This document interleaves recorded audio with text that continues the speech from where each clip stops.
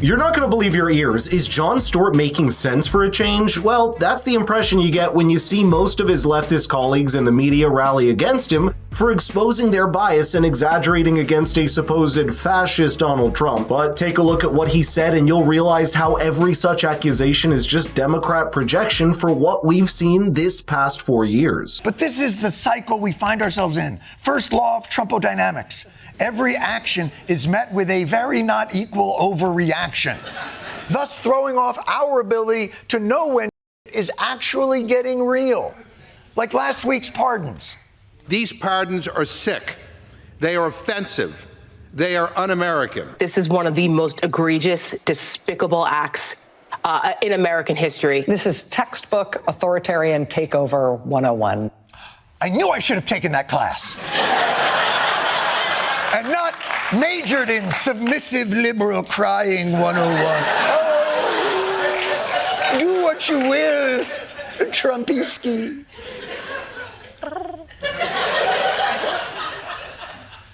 Was it? Yes. Should you have let some of those terrible people? No. Is it an abuse of pardon power? I don't know. But that is his constitutional power. Again, for some reason, we have given presidents the power of a king. And then we say, oh, by the way, like, with that power, you're not going to get all like kingly and on us, right? To put that in constitutional terms, if I could, don't hate the player, hate the founding fathers.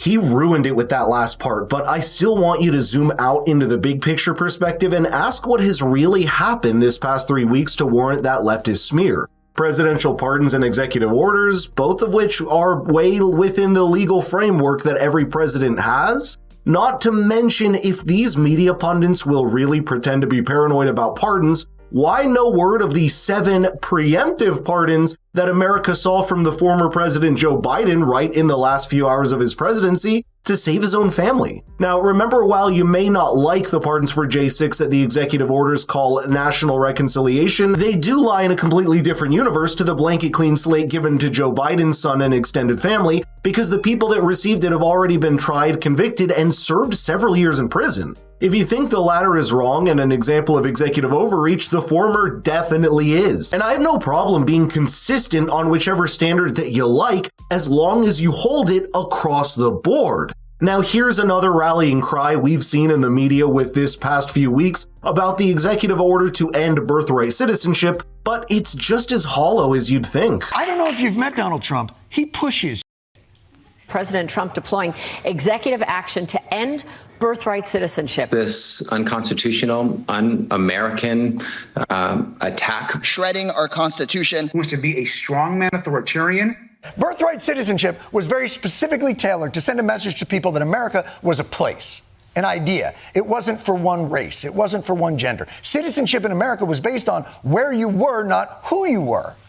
And to just stroke of a pen, finally I agree. That is authoritarian.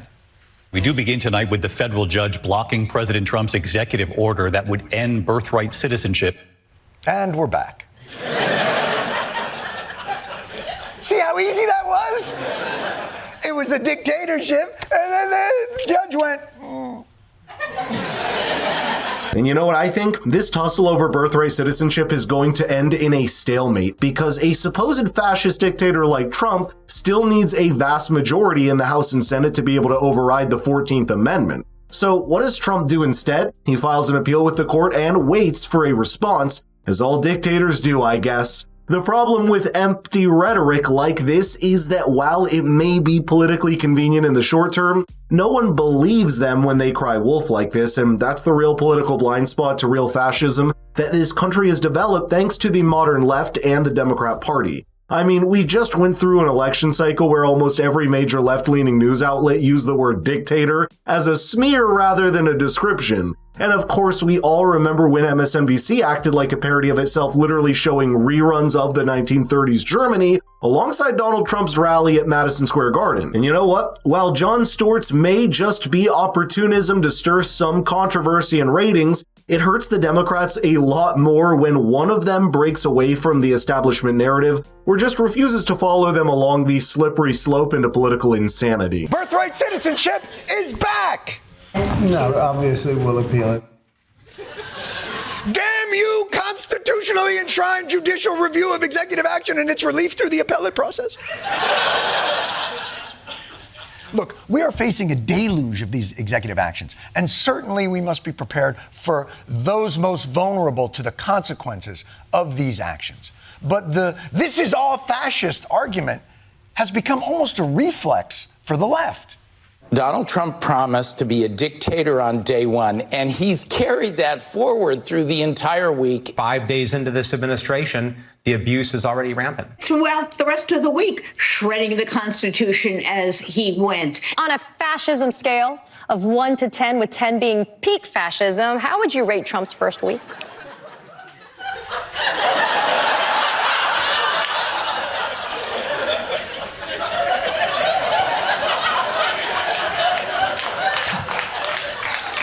On a scale of Mussolini to the I would say it's not fascism. Do I not understand what fascism is? I guess the definition for that is really up in the air at this point, because even Elon Musk was not spared when some of the most prominent Democrats just said with a straight face that he made an ode to the German dictator with his salute at the inauguration. Even a segment of the party's own center-left and populist base thought it was getting boring and predictable at this point. The real trouble for the modern left? Well, it's puzzled with the kind of mandate that America just gave Donald Trump, and how even a section of their own base broke away to join the Trump camp. That's not a call for political smears, but of political introspection. Now look, I have a lot of fear that as this term goes on, things are going to get a little fascisty. And we must be vigilant. But part of vigilance is discernment. Republicans control the House, the Senate, the executive, and the judiciary. And just about every move that has been made till this point, we have granted them electorally. It's our fault. And the constant drum, yeah, it's just our fault. And the constant drumbeat of encroaching fascism will erode the credibility we will need if, hopefully if, and not when, it hits. But the truth is that for now, his most objectionable actions have taken place almost entirely within our designed democratic system. Precisely, and I have enough faith in both the American system that stood for over 250 years, as well as the vigilance of the American electorate that they're the ultimate bulwark against any creeping authoritarianism.